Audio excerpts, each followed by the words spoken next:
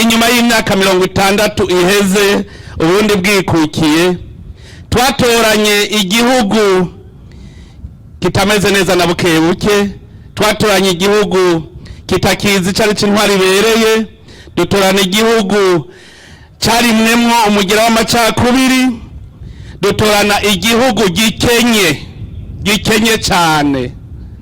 Uno munsi rero inyuma y'imyaka 60 twagomba kumenyesha amakungu ko twiraba tukibona tukabona ko dukuze.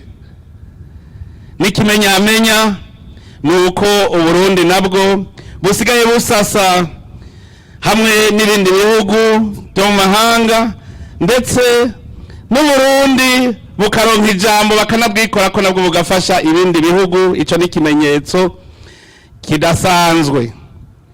Twatoranye igihugu aho itunga rusangi ryari risigaye riri mu minwe y'akagwi k'abantu bitwa ngo nibo ndongozi.